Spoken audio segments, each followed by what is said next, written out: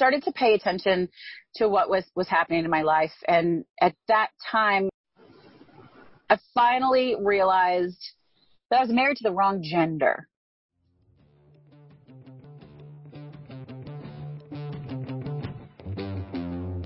Hey, got something really cool I wanted to run by and let you know what's going on. So I'm starting a group that will start taking a deep dive into each one of these episodes.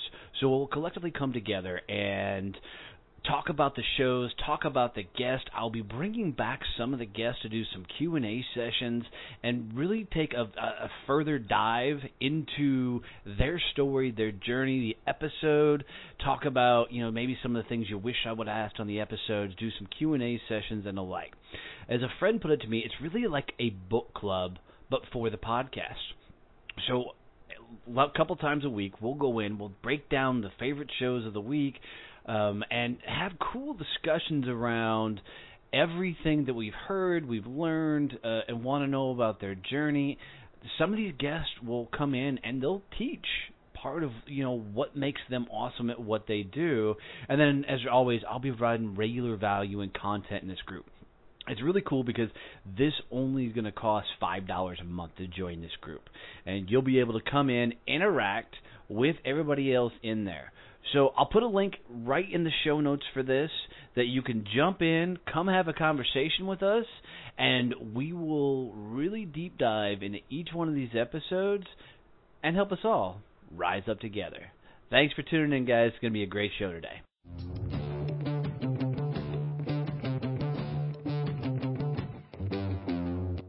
Having the show wasn't something I started out to do. But the day I found out somebody wanted to really sponsor the show was a really, really cool experience. So, guys, I want you to take some time to go check out Point Blank Safety Services and their new nonprofit, Blue Family Fund. These guys are doing some really, really cool things. And Stacy McGovern, who's the CEO over there, has been a dear friend, and she was a guest on the show. But these guys are literally taking, the off-duty officers and putting them out in security guard role. And here's what's cool about it is, as they're protecting our lives, they don't make a whole lot of money in that regard. No first responders are paid for the value they provide for our safety and our health and taking care of us. So these guys, Stacy and her team over at Point Blank Safety Services have really found a cool way to give back to these officers by helping them provide an additional income so they can continue to support and protect us. So do me a favor, guys. Seriously, go check out pointblanksafety.com and then go look at their nonprofit, which is Blue Family Fund. Now, this nonprofit was created because of the success of Point Blank Safety Services. They wanted to give back to the families of fallen officers and be able to give scholarships away to the families of current, police officers. So do me a favor. It would mean the world to me if you would go out and help support this show by supporting Point Blank Safety Services and their nonprofit Blue Family Fund. Just tell them Donnie has sent you. You heard it on Donnie's Success Champions, and Stacy will take a tremendous and amazing care of you. Thanks, guys.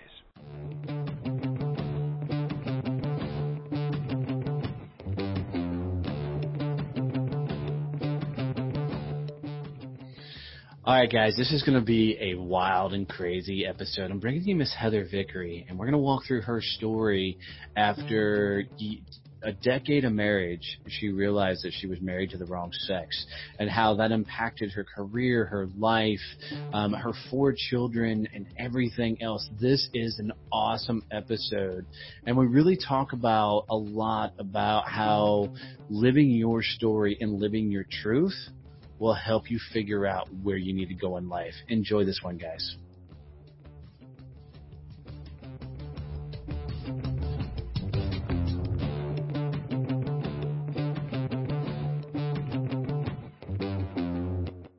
Hey guys, it's going to be a fun episode. I'm bringing you Miss Heather Vickery, and this is fun because she's actually trapped in her car right now, and we're doing this completely while she's sitting out there, and hopefully it's not as hot as it is in Texas, but we're going to rock and roll. So Miss Heather, welcome to the show, my dear. Please tell us your story. Hello. Thanks for having me, Donnie. I'm excited. I am trapped in my car, and I apologize for that. But No, that's awesome. I've got the AC running, so I'm okay. I'm just hoping somebody like drives by and honks at you or something while you do this. It could happen. I moved off of a busy street because a giant truck went by, and I thought, this is not smart.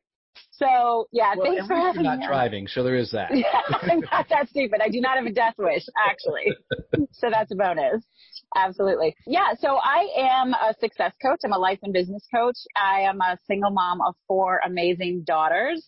And I've been an entrepreneur for about 20 years. So if you want to talk about an opportunity to screw up over and over and over again, just own a business for 20 years. Yeah. Yeah. So, I mean, it's so funny. You're like, just tell us your story. And I'm like, wow, that's a big fucking question. So let's start at the beginning. What year were you born? No, I'm kidding. Oh, yeah. All right. 43. Yeah, I'm 40. I wasn't born in 43. Wow. I am 43. I'm just saying. Absolutely. Yeah. I started my career as an event and wedding planner. I created one of Chicago's premier event and wedding planning firms. And I did really enjoy that type of work. I got married in my late 20s because you're supposed to get married and have babies. And I did really want babies.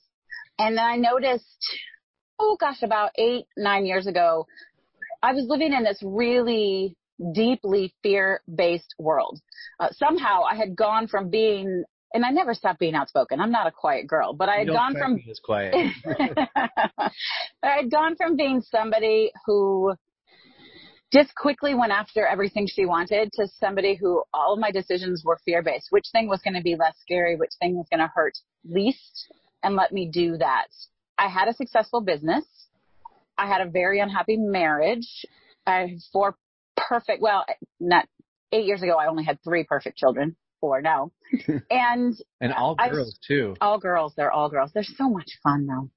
And I started to pay attention to what was happening in my life. And at that time, I finally realized that I was married to the wrong gender. That's the way I like to describe that. How long had you been married at this point? We've been married for a decade. So, wow. And he's a nice guy most of the time. Really nice guy. And I mean, I don't think we would have stayed married anyway. We weren't a good partnership for one another. We're very good co-parents, but we weren't a good partnership. But I realized that I just was not in the right relationship. And I spent about a year just shocked. What the hell am I going to do with this information? And then he found out, and we spent a year shocked and trying to fix it. You don't get married to get divorced, no matter what, for no reason. So you were trying to fix the marriage. Yeah, trying to find a way to stay married.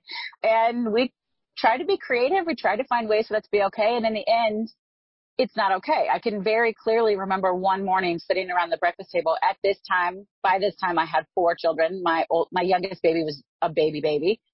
And I thought, what would I tell them to do? If they came to me in this situation, what is the advice that I would give them? And it wasn't, well, you made your bed, now sleep in it, or suck it up. It was, for the love of God, go out and be who you are.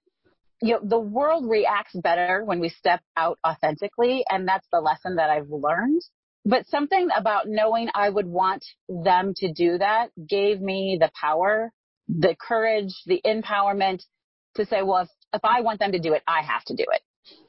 I have to be the person I want them to step up into being. And that changed everything. Nothing was fear-based anymore. I was like, I can fucking do anything. And I did.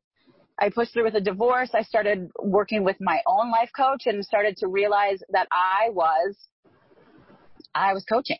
People were coming to me, and they had been for years. I want to do this. I want to try this. I think you can help. And I just hadn't realized it. And as soon as I put a title to it, everyone just sort of reacted well. And so I launched a whole new business. I do a lot of public speaking. I launched my own podcast recently. I challenged myself in crazy, crazy ways, and I fuck it up a lot, but I'm not scared of it anymore. And the girls see that. They see that I'm willing to sort of put myself out there and try anything, and it's given them the empowerment to do the same thing, when they're ready. I love that. All right, so let's back it up just a little bit. Now you can ask your questions. Yeah. They always come. Yeah. We're going all in now. So wow, so you were married for a decade. Yeah. By the time I got divorced, I was married for 13 years. Wow. It took 3 years to get divorced. Okay. Were you separated? Were you still living together that entire time? I'm curious. We were separated, but living in the same house for the first 2 years. And then I moved out, and it took about another year, mostly not because it was vicious or anything, but we weren't in a terrible hurry. We were just living our lives, and there was no major rush for divorce. And then it just was like, okay, it's time to wrap this up. Right. You know, I was just running through my head what would happen if my wife walked up to me and said, hey, I'm married to the wrong gender. I think for me, and I'm just going to be honest with it, that would be an absolute punch in the face. Yeah, it was. And I'm 100% all about anybody can fall in love with whoever the hell they fall in love with, by all means. But, you know, for me, and just in our life, the way that we're brought up, marriage is marriage. You know, you sign the contract, figure it out, you know. So with that said, people do fall in and out of love. And, you know, should you spend the rest of your life, you know, maybe in your case, not miserable, but, you know. It was pretty miserable. Okay. That's what, like I said, you don't get married to get divorced for any reason. But yeah, there are reasons it doesn't work. But for me, the biggest thing is I did not want my children to see this as the example of what they should look for. Right. So it wasn't just my sexuality. We weren't happy. We weren't spending time together. It was clear that we weren't a good match. We never fought loudly. We were not yellers, but it was tense. Right. And I didn't want them to ever think that was what they should be looking for. So how old were your girls when this was all playing out? It's like I said, it started before my youngest was born. My third child was about 1. Then that would make the other one 4 and the other one 6 when it first started. My oldest was in kindergarten when it first started. All right. Well, now they're 13, 12, 8, and 5. So they've had years of dealing with mom in this lifestyle. It's not a lifestyle, but yes. Correct me. You're more than welcome to. It's not a lifestyle, right? It's not like whether or not you're going to own a yacht or a big house or a small house, right? That's a lifestyle. Yeah, absolutely. It's just an it is, right? It is. Yeah. It is. So in society's mind, a lot of times they'll see it as different, or they'll see it as something else as it continues to come full circle and more people start realizing it's just life. That's right. You know, how have your girls adjusted to? So I have a family member that he's been married to his husband for a while. They've adopted a son. His son's awesome. Half African American, half white. So now he's got, you know, a gay father, and he's in some circles seen as a double whammy. Loves it, sure. Owns it, you know, is done very, very, very well, has a great upbringing, great childhood. You know, he's getting ready to graduate high school. It's a beautiful, beautiful thing. How have your girls adjusted to all of this, you know? Sure. I go back to the TV show of My Two Dads, you know, so now it's My Two Moms type thing, you know. Yes, except that they weren't gay in My Two Dads, but right, yes. Right. Well, you know, there's some stipulations around the thing. They just didn't know which one was the dad. I remember that show. Mm-hmm. No, so I am lucky, whether or not it means I live in a bubble, and it probably does. I love my little bubble. I live just outside of Chicago, and my children have grown up knowing that there are all different types of families.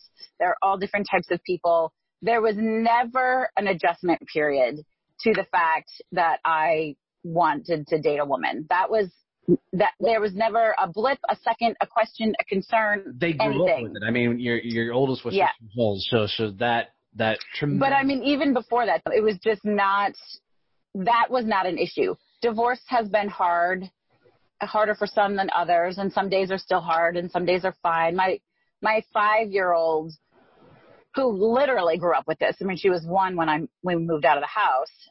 She now says, I just would like to be able to be with you and Daddy at the same time. And I say, I know, and that's hard. I just let her feel her feels, right? But me being a lesbian, they don't care. In fact, they took to it in a protective manner very quickly.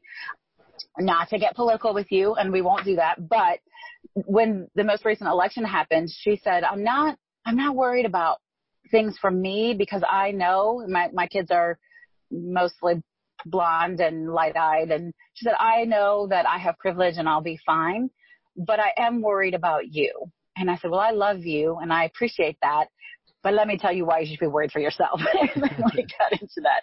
Like, let's worry about your women's rights. But, you know, they're very protective. My second daughter was in third grade when we finally told them. So they didn't know right away. Not until we were actually going to start separating households did we tell them that we were getting a divorce. What was that conversation like? Because now you're, you know, not only do you have the divorce conversation, which is tough on kids in the first place. Yeah. Now mom's dating another woman, you know. Mm-hmm. In my mind, I'm thinking, how the hell do you have that conversation? It was a hard conversation. I remember it really clearly. We all sat down in the girls' room in a circle, all of us. We said, we need to talk. And we said, do you know what divorce is? And my oldest girl said yes. And we said, Mommy and Daddy are going to get a divorce. And here's why. Do you know what it means to be gay? And my two oldest kids said yes. And we explained what was happening. And at the time, you know, my ex and I were really pretty tight. We were good buddies. He was always supportive of me as a person, as who I was. He just didn't want a divorce. He was all like, look, go out and be you. Do whatever you want to do. Let's just not get divorced. But he didn't understand that I couldn't be me married to him. It didn't work. That was the issue. But we were good friends. And sometimes so I want to buy that guy up here, by the way, because that's a hell of a dude. I mean, it was. And it's been subsequently since then. It has not always been great. It's been less great than great most of the time. But he wrote a beautiful email to all of his friends and family and said, this is what's happening. And I support Heather. Like he really was phenomenal at that time period. And subsequently, you know, he's a little angry and pissed, and I really don't blame him for it. So I just try to roll with the punches. But I remember sitting there with the girls really clearly. There were a few tears, and then my oldest said, Mommy, can we go shopping? And her father goes, damn, she's smart. And that was, you know. From a kid's perspective, you guys are down and out. I got a chance to get some money out of my I'm going. She said, I know, right? She was in fourth grade at the time. But then later she came to me and she said, I think I'm the only one of my sisters that actually knows what this means. And smart girl. And I'm really sad. And I said, yes. And yes, you could get to be sad. And we've had a lot of conversations about you get to feel your feelings. And I mean, it's what I coach on too, right? I speak about it. Like, you know, my podcast is called The Brave Files, and I always say brave is better than fearless. The goal isn't to be fearless. You feel the things that scare you. The goal is to power through them and to not let them own you. And I give my girls permission to feel all of their things and to honor that. And you don't have to apologize for it, whatever it is. It doesn't mean you can be an asshole, but it does mean that if something makes you angry or something makes you sad, that you get to be there for a while. Yeah, you know, and God love you. I'm so glad you're sharing this story. Thank you. Divorce, at a lot of times, even in the corporate world, shakes some shit up, right? Because, you know, if you're building a business, and for you had still the event planning business at this point, I'm assuming, going into the coaching business. Yep. How much did that affect your business, you know, going through the divorce? And then now you're coming, question. Did you come out to everybody else, or was this something you kind of hid for a little while trying to figure out how to present it out there? It's a great story, actually. So, yeah, to go back a little, it was hard to be a wedding planner in a miserable marriage. Oh, I can imagine. That had to be tough, yeah. Yeah, I loved what I did, and I do still do some of it. I have the business, but I have a team of people who run it, and I'll do a couple weddings a year just for the creative aspect of it. But that was hard. It is a little embarrassing to admit you're going through a divorce when you help people plan weddings, but I was able to not hold on to that stigma. It didn't make me any less good at my job. No, wedding's a beautiful thing. You're going to love each other, spend the rest of your lives. And by the way, I'm divorced or getting divorced. Yeah. You know, I just didn't focus on that because it was about them and it wasn't about me, and I can plan a hell of a party. So, you know, we just sort of stayed in that space. Coming out, there were about 5 people that I came out to very early on in the process. Was that for support or you just friendship? Support and friendship, people that I trusted. But I can remember, the first couple of times I would literally sit and break out into a sweat. Like, what are they going to do? What are they going to say? And now here I am, I talk to you and it just kind of rolls off my tongue. But, what people who are listening don't know is before we did this, I said, okay, what kind of audience do you have? Yeah, so guys, she really looked at me. I'm like, dude, go all in. I mean, everybody who listens to my show comes from all walks of life, all stories. Let's tell it all. Yeah. So I still, when I do public speaking, whether I come out on stage depends on, is it safe for me to walk out of this room? Because it's not always safe. So, I'm still careful, but I don't break into a sweat anymore. I'm pretty comfortable with who I am. But it was February almost 5 years ago. And I came out to my mom, and it didn't go well. And just that my mom is phenomenal and loving and supportive and amazing. She sucked for about 2 weeks in a really big way. But I think her biggest fear, and I get this as a mother, she was afraid of what others would do and say to harm me. And when she realized everyone else, literally everyone in my back-asswards country family said, well, we love you. Like, I don't really understand, but okay. That's funny. It changed for her. My nieces, they're young still, and all of them under the age of 16. And, I'm the uncle they come to for everything, right? Just to ask questions, this, that, and the other. And, they've asked off-the-hand questions and, what would happen if, we would become gay, this, that, and the other. And my response has always been, please make sure she's hot. Well, hot is in the eye of the beholder, my dear. And also, you don't become gay. So I'm just going to throw that out there, too. Well, keep correcting me. I don't, Yeah. You don't. My story is a little bit unique there. I'll finish the coming out story, and then we can go there, because I actually think it's a good conversation. So that night that I came out to my mom, and it was really awful, I was in the bathtub at like midnight, and I'd read an article about why you shouldn't be afraid to come out. And I noticed that the blogger who wrote it was engaging with people. She was responding to questions, and I desperately needed someone to help me. So I wrote my whole story on her blog as a comment, and I didn't realize that it was connected to Facebook.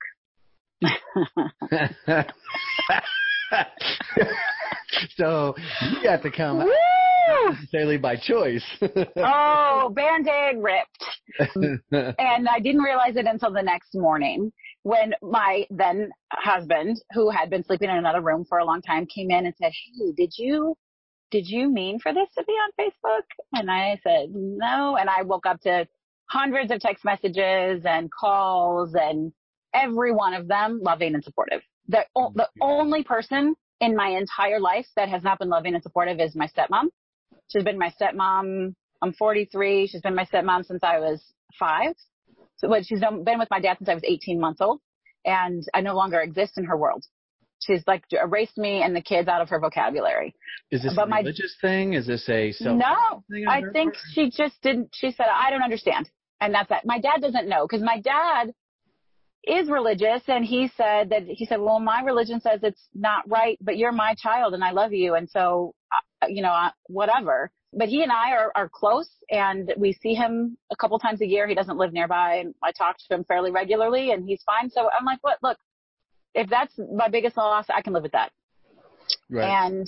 But yeah, it was crazy. It was like all out. And of course I was the gossip among wedding industry town for a long ass time. It was pretty funny. But it worked out in my favor, because then it was done, and fuck was I glad. Like, I was so glad that I did not have to come out to all of these people again, because this is the thing people don't realize. When you're LGBTQ, you have to come out all the time, every day. I had to come out to you. When you go to get a mortgage, you have to come out. When you go somewhere and they assume you have a husband, and they say, well, what does your husband think of this? And you say, well, actually, I have a female partner. When you get a mortgage? If you were getting a morttage with your same-sex partner. Okay. Yeah, right? Like, so anytime, the default assumption is that you have a partner of the opposite sex. So people do really dumb things and say, oh, what does your husband think? Or, oh, don't you think that boy's cute? Like, it happens all the time, and you either just don't respond or you have to come out. And the more comfortable you are, the more you come out. And usually it doesn't matter, but it still exists. I had a conversation with my college roommate just yesterday or the day before. We're talking about LGBTQ rights. And I said, in 28 states in the United States, you can get fired simply for being gay. And she goes, well, here's the thing I don't understand. I don't take my sexual preference into work with me. I don't understand why it's relevant. You shouldn't have to take your sexual preference into work with you. And I said, but I'll bet you do every single day. Do you have a picture of yourself and your husband on your desk? Do you talk about what you guys are doing together over the weekend? Because if you can be fired for being gay and your partner's same sex, you don't put that picture up.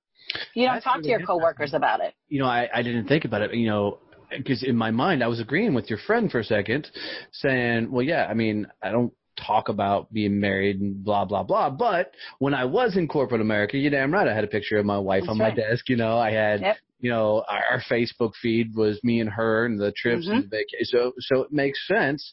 I didn't know that there were states that you could get fired by. That's just fucking stupid. 28. Well, how does anybody have a right to tell me how to live my life? Well, that's a good damn question, isn't it? But there are a whole lot of people that think they do. Well, fuck those people. That's all I have to say. I'm with you. I just wish that they weren't in control of our governments. Well, there's got to be rules and regulations. You can't have anarchy. But I bet it would be very hard to know where to draw the lines of rules and regulations because you're never going to get it right 100% of the time. Sure. Sure. So how crazy does it get if they try and deregulate it all? What are the boundaries and what are the boundaries based on? That's a big fucking question. Yeah. I think the problem isn't the average good person. I think the problem is the not so good person who then takes advantage of it. When you think about the mortgage regulations, which I think are a pain in the ass, but they came about because of the people who were fucking with the system in a big way and left hundreds of thousands of Americans foreclosing on houses because they gave loans they shouldn't have given in the first place.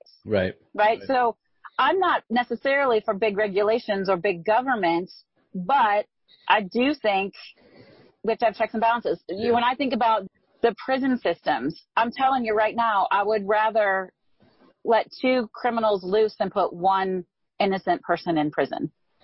I just would. Well, and one thing that a lot of people don't know about the prison system, and then we're going to get out of this political mess of a conversation, but is the prison systems are 100% a business. They're not regulated by the government. So the reason they're run, they used to be. Yes.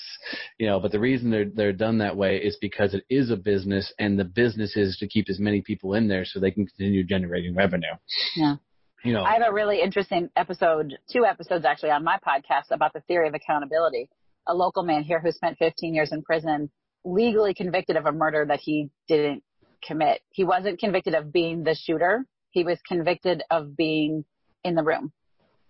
Oh, interesting. Yeah. See, that kind of shit I don't even understand.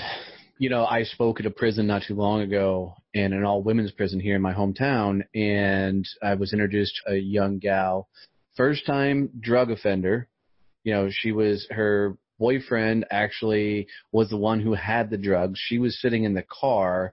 She got 30 years, and there's no parole on it.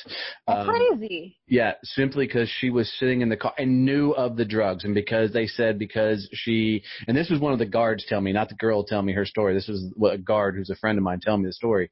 But because she was in the car and she knew about the drugs, they nailed her. And she was 18 years old. That's horrifying. And gave her 30 years. And they've ruined that child's life. Yes, forever. She'll be institutionalized. I can't. Yeah.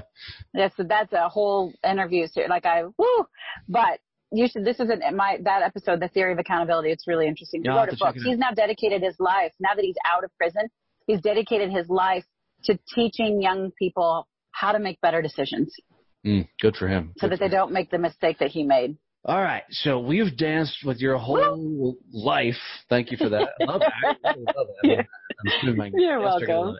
So now you're this crazy-ass mama four with a partner that's got to be crazy as hell to put up with you, and knowing that you're on stage and doing all this. She's a badass. right? Yeah, Right. she's So badass. she's got to be with all of this. So what are you doing now? I know you're on stages. I know you've got the planning business. I know you have, all this stuff. So walk us through kind of your journey of everything you're into now.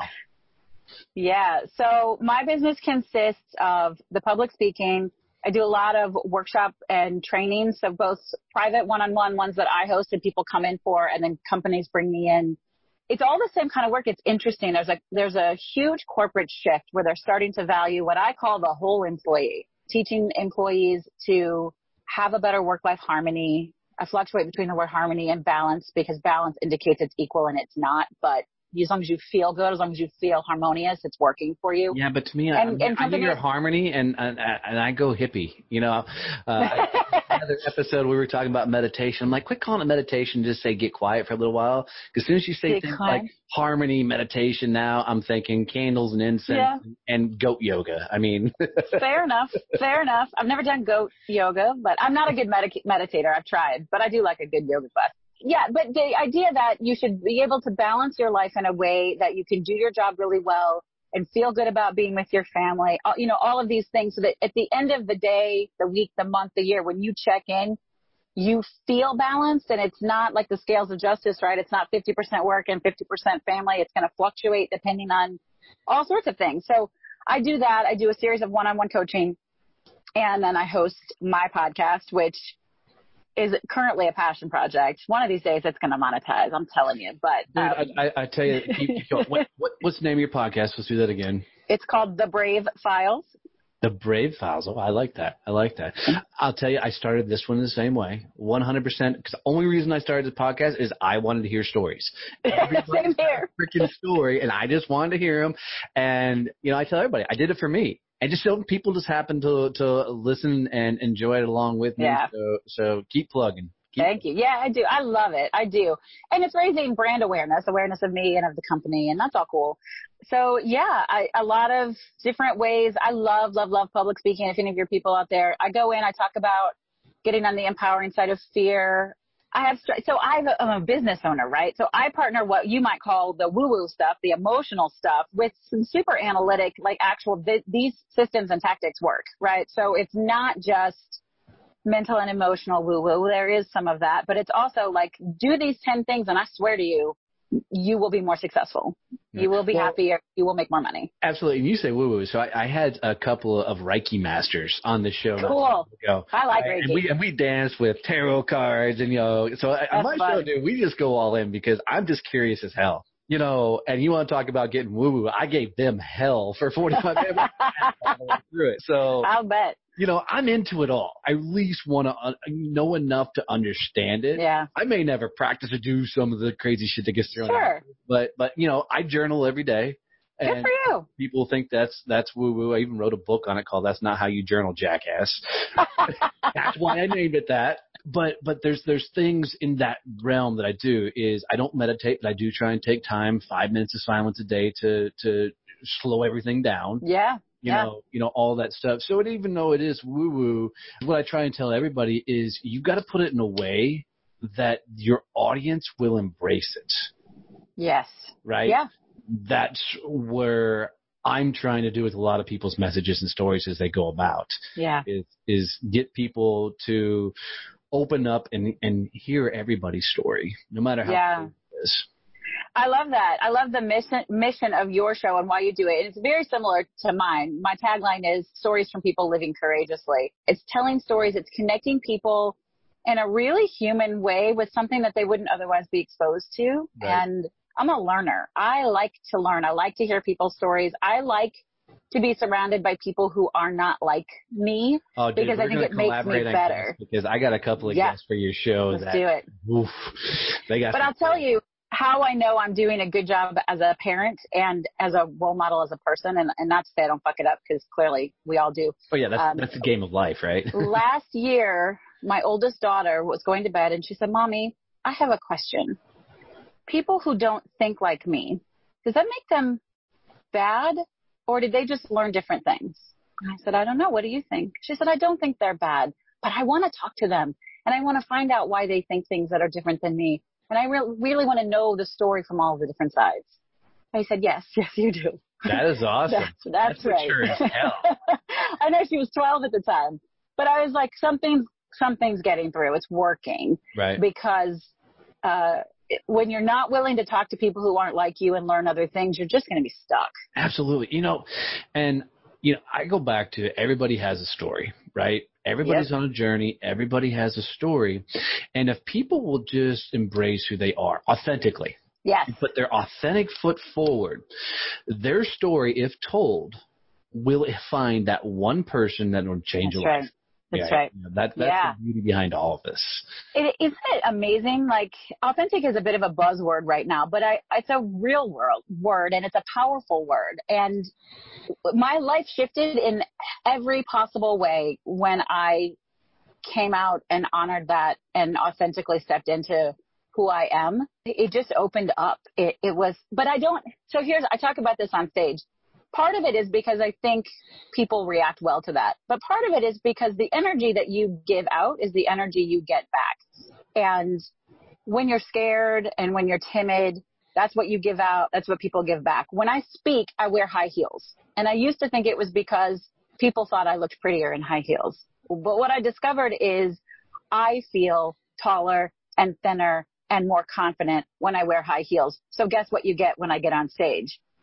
Tall, thin, confident, ready to take on the world. People fucking love it, and that's what they give me back. Have you ever read Jen Sincero's book, You're a Badass at Making Money? I have it, and I haven't read it yet, but it's on my list. Okay. Definitely, because she has a whole phrase in there. She goes, look, people who think that, have the belief they're sexy and confident are sexy and confident. That's the truth. Right? All the way through there, which leads me also to Amy Cuddy. If you've never seen that TED Talk, powerful TED Talk. Yeah, it's a good one, yeah. And she just talks about how you carry yourself is the projection you put out there, which is just a big time amazing thing. So you're on stage. What are you talking about most times on stage? Is it empowering yourself? Is it, getting raw with the world? Most of the time I'm on stage to either talk about, I have a system of 7 steps to designing balance. I do a lot of that. A speech called Learn to be Limitless, which is silencing self-doubt and stepping into your power. Sometimes it's just straight up motivational, how to get to the empowering side of fear and just telling my story and connecting that way. But often it's in some sort of teaching capacity where I engage the audience and say, come up and tell me something that scares you or something that stops you before you start. And we work through it in front of everybody and sort of it's a little Tony Robbins but clearly I'm not Tony Robbins, but that concept. Are you running down the aisles doing the high fives? And I'm not. Okay. But I did recently. You dropped your voice 500 tones, so you have this baritone like you've been talking or smoking for 30 years? Sometimes. There's one section where I say, you think you're stuck, but you're not. So there is that, I'm here to tell you you're not stuck. So yeah, you can get that point across, but no, I'm not that crazy. I did a presentation at a retreat in February and it went so well. At the very end, I said, okay, go out and do the thing. Go out and do the thing. I'm screaming and waving my hands and they were all really excited about it. And by the time I got home and off my flight, the person who runs the conference said I needed a keynote next year. So apparently it's working. That was exciting. Well, that was a win. Just pull out your Richard Simmons, personality, and to you young kids, go YouTube Richard Simmons, right? And get crazy and have fun with it. I just pull out my Heather Vickery personality, baby. There you go. There you go. Real question. Do you think if you hadn't come out, that your speaking career and all this, one, would have been as impactful? 2, do you think you would be at where you're at now? No, it wouldn't exist because I was living a really small life. And I was afraid all the time. I had cut out most of my friendships from when I was younger. I didn't talk to people. I didn't communicate with my family well. Even before I want to be clear, and this is a whole nother conversation, it's not like I got married and knew I was gay. My coming out process was slow, and when it finally hit me, and there were a lot of signs that I'd missed along the way, but when you look back, they were there. So I wasn't devious. It's not like I lied to him when we got married. That's not what happened. But I knew something was wrong. I knew I wasn't whole. I knew I wasn't functioning fully, and I lived a very small life. Right. That's impressive.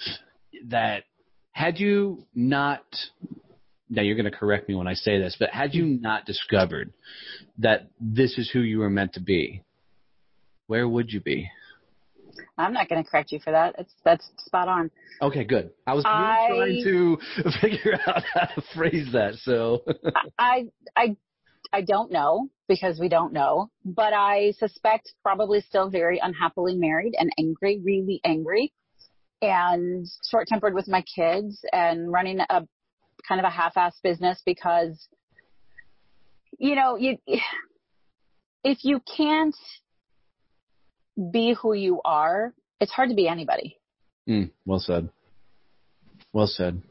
Mm-hmm. How does somebody who's going through their journey discover that they're not living their true life? What I've learned is that when it hurts too much, you change it. So listen to yourself. When there's way more unhappy than happy, when there's way more angry than not angry, when it feels bad, when you can't sleep, when you're, it doesn't matter what it is. Whatever you're dreading on a daily basis, if that's eating you alive, eventually it will stop being acceptable to you. And then you will change it. And you will do the work to discover what would be better. I mean, that's what I do with clients, is I help them figure out, they may not know where they want to go, but they sure as fuck know where they don't want to be.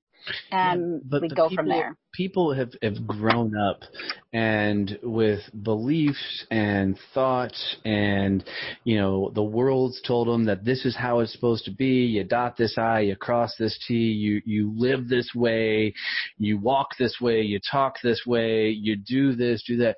I mean, somebody to take a drastic turn in their life is going to have to go against a lot of things that they were brought up on.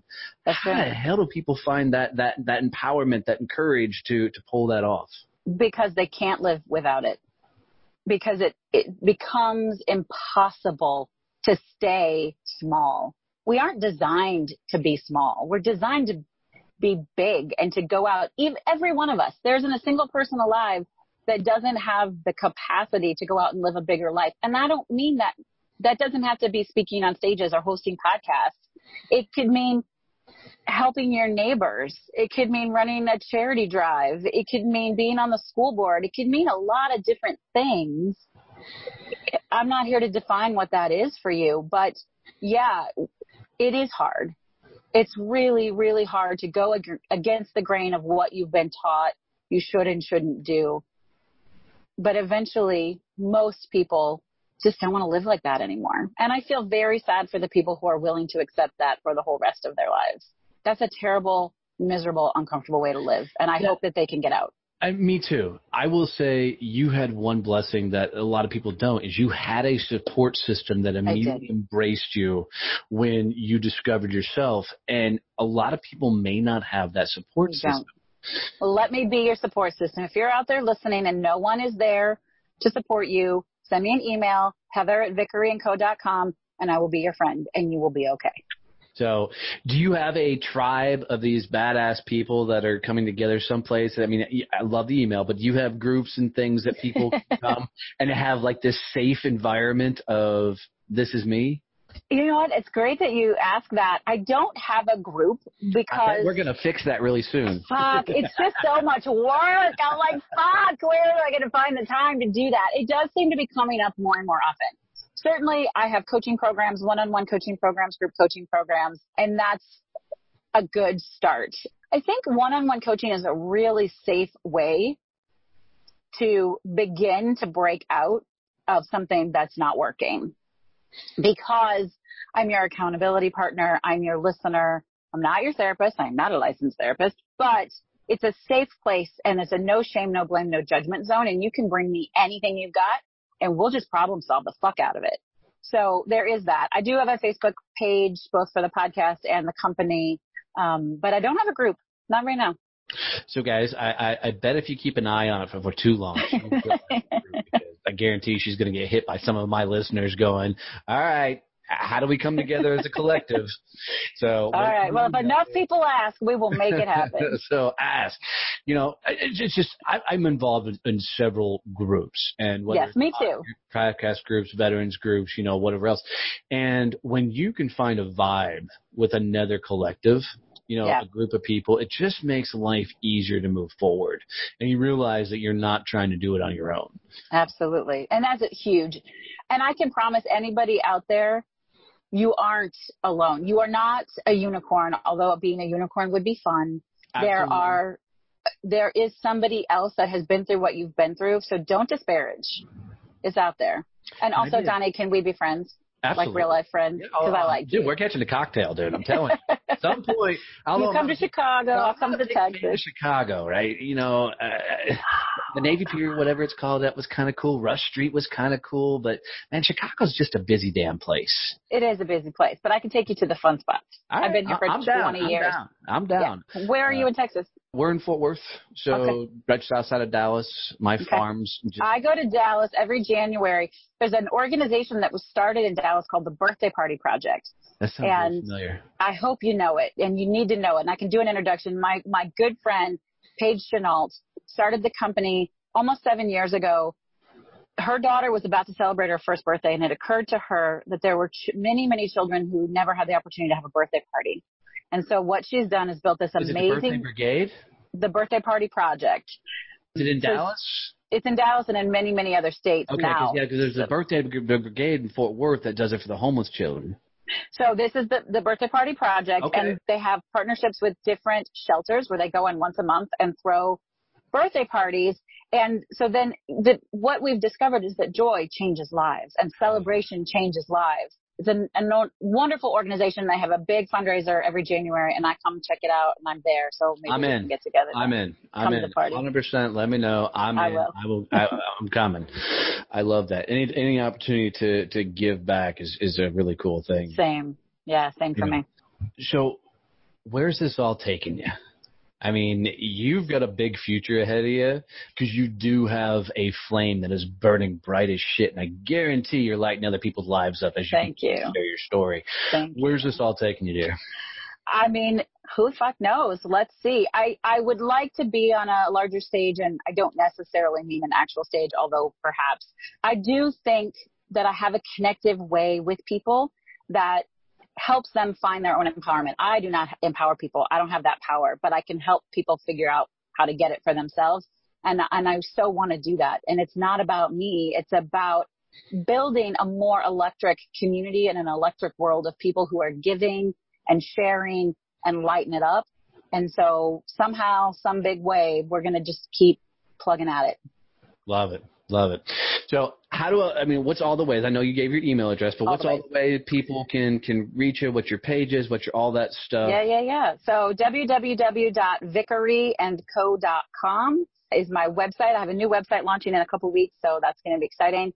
At Vickery and Co on Facebook, Instagram, Twitter, and then the podcast has a Facebook page. That's the Brave Files Podcast. Awesome. I'm super easy to find, dude. You Google me. My kids think it's hilarious. You Google me, my picture pops right up. Are we Instagram buddies yet? No, but we should be. Yeah, we'll make that. We'll make that happen. Yeah, let's do that. My favorite. I love Instagram. Me too, dude. Yeah. And it's growing. So, well, dear, seriously, thank you so much for coming on. This was an absolute blast. Thank you for getting completely raw and sharing your story. I really, really love it. Here's how I like to wrap up every show. And just so you know, I do give people sometimes it's like a right hook. They're like, oh shit. So be prepared for it. Not scared. If you were to leave my audience with a phrase, a motto, a slogan, a mantra, something they can carry with them, especially when they're getting stacked up against it and they need to push through, what would be that phrase, motto, mantra you tell them? Easy answer. Everything you really want is just on the other side of uncomfortable. Beautiful. Oh, other side of uncomfortable. That was a twist for me. I like it. Well said. Heather, thank you so much for coming on the show, dear. It's been an honor to have you. It was great fun. Really great fun. Thank you so much for having me. Absolutely.